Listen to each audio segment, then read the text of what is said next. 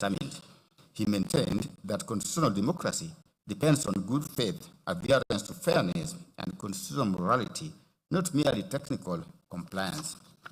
In analyzing the text of Article 145 and Article 150, Council noted that the threshold language, gross violation, gross misconduct, and serious reasons prove impeachment is a mechanism reserved strictly for the gravest constitutional transgressions. To that end, Council drew the support from the cases of Mike Sonko, which we have, particulars we have given,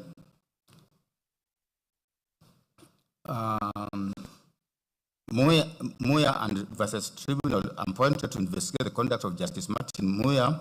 We have given citation. He used these cases to argue that grounds must be substantiated by cogent evidence to an intermediate standard higher than a balance of probabilities. Senior Counsel Ngoya further submitted that since impeachment directly interferes with the sovereign will of the electorate expressed through universal suffrage, courts could not abdicate their responsibility by treating it as a purely political immune process. It was his case that the grave consequences of removal brought the matter squarely within the High Court's supervisory jurisdiction, requiring it to interrogate whether Parliament met the heightened constitutional standards. Senior Counsel Paul Mute submitted on the democratic mandate and the political question doctrine. He was emphatic that impeachment in Kenya's presidential system is an extraordinary constitutional remedy of last resort. He distinguished Kenya's architecture from parliamentary systems where executive tenure relies on legislative confidence. It was his case that the deputy president derives direct democratic legitimacy from the electorate through universal suffrage and cannot be removed due to transient political dissatisfaction or partisan convenience.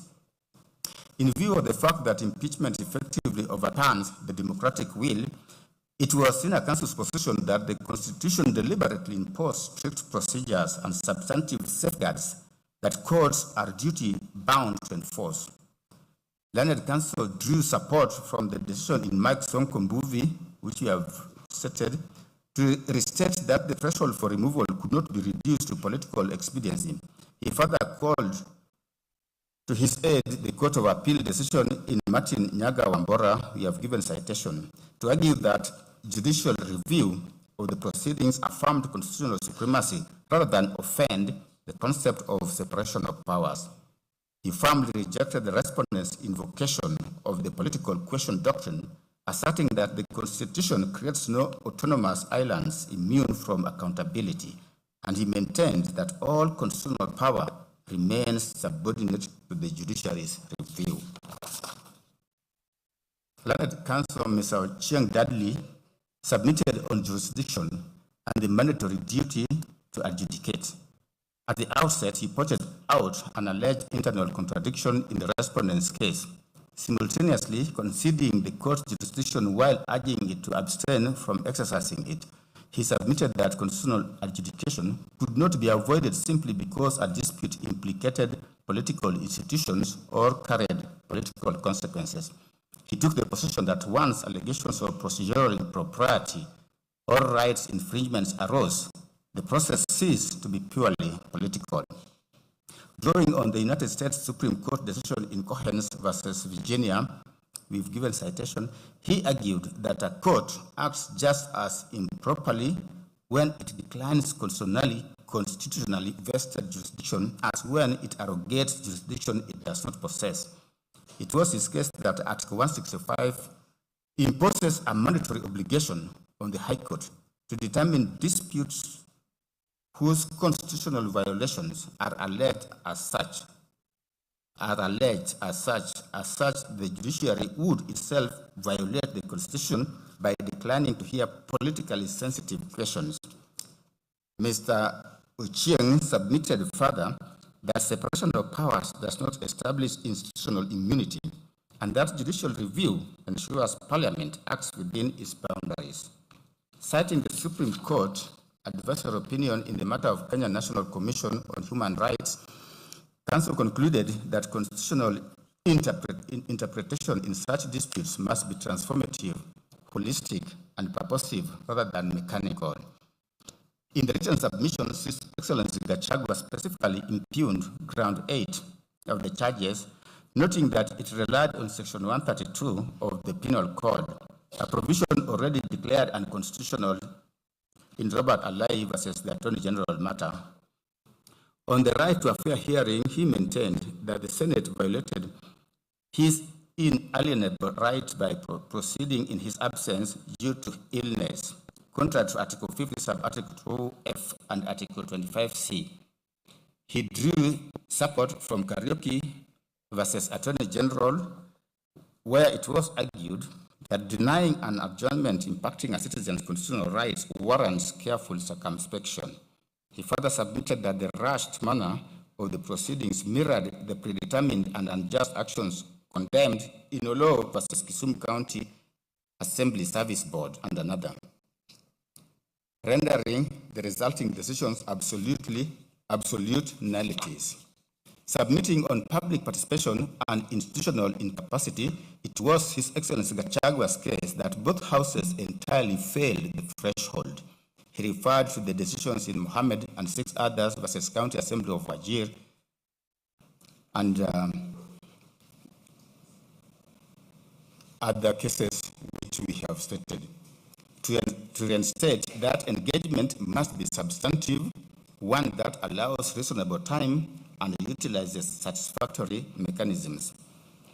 In addition to the foregoing, His Excellency Gachagua, while drawing support from the decision Independent Electoral and Boundaries Commission vs. Attorney General 2025, discredited the involvement of the IEBC, arguing that constitutional functions requiring commission approval could not be lawfully discharged by the Secretariat without a properly constituted commission.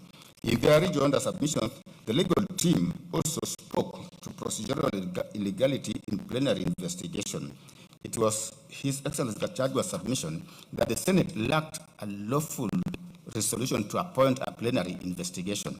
They submitted that the word may in Article 145, Sub-Article 3B, regarding the appointment of a special committee is a mandatory obligation, relying on a set of authorities, including Sony Holdings versus Register of Trademarks and another.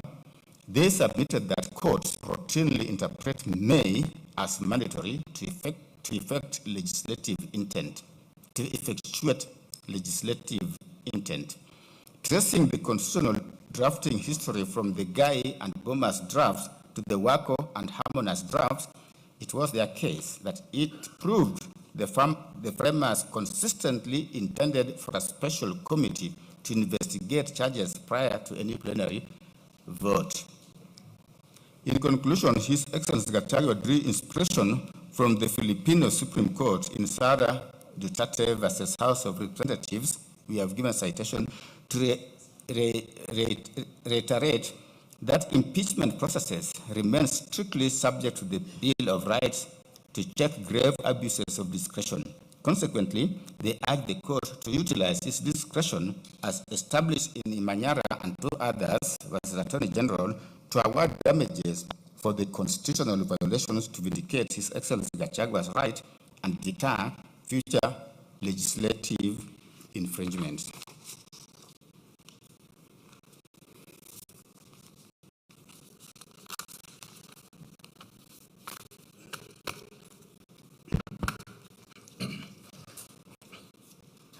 I will proceed from the second petitioner's case, that is Thomas Kimoto Maingi. Thomas Kimoto Maingi, the second petitioner in the consolidated petitions, filed a petition dated 25th September 2024 before the High Court at Kerugoya. The petitioner described himself as a former member of the National Intelligence Service, NIS, and contended that his constitutional right had been violated by statements allegedly made by His Excellency Gachagua on 26th of June 2024 concerning the conduct of NIS during the Finance Bill 2024 protests. He averred that, having served in the NIS for over 20 years before retiring in May 2022, he was publicly associated with the intelligence service within his community and that the remarks by His Excellency Gachagua portrayed NIS officers as incompetent and responsible for the unrest and loss of life witnessed during the protest. He asserted that the remarks exposed him to ridicule, hostility, threats, and psychological distress, forcing him to temporarily leave his home in Kirinyaga County and seek refuge in Embu County out of fear for his safety. Mr. Maingi further contended that the Attorney General, AG, failed in his constitutional duty as the principal legal advisor to government by failing to advise His Excellency Gachagua appropriately regarding the provisions of sections 24, 25, and 26 of the National Security Intelligence Service Act relating to complaints against the NIS. The petitioner alleged violations of Articles 10, 27, 28, 29, and 47 of the Constitution, claiming that the impugned statements amounted to discrimination, infringement of human dignity, psychological torture, and unfair administrative conduct. Consequently, the petitioner sought the following reliefs: that there be a declaration that the constitutional rights of the applicant as provided for under Articles 10, 27, 28, 29, and 47 of the Constitution have been violated by the respondents. B, that the first respondent be ordered to issue an apology to the NIS members and staff for the utterances and or speech made on the 26th of June, 2024. C, cost of the petition, and D, any other relief the court may deem. The second petitioner did not, however, file any written submissions. The third petitioner's case. Honorable Njeri Maina, the third petitioner in the consultative petitions, filed the petition dated 2nd of October 2024. That was later amended on the 9th of October 2024 before the High Court at Kerugoya. She is the current woman representative in the National Assembly for Kirinyaga County. She stated that she brought the petition on her own behalf and on behalf of the residents of Kirinyaga County, and in public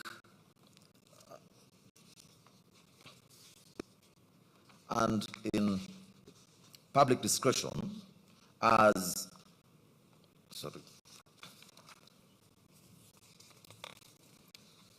and in public interest. Her petition also principally challenged the constitutionality, legality, and procedural propriety of the impeachment proceedings commenced against His Excellency Gachagua. She contended that public participation process undertaken by the National Assembly in relation to the impeachment motion was ineffective, inadequate, and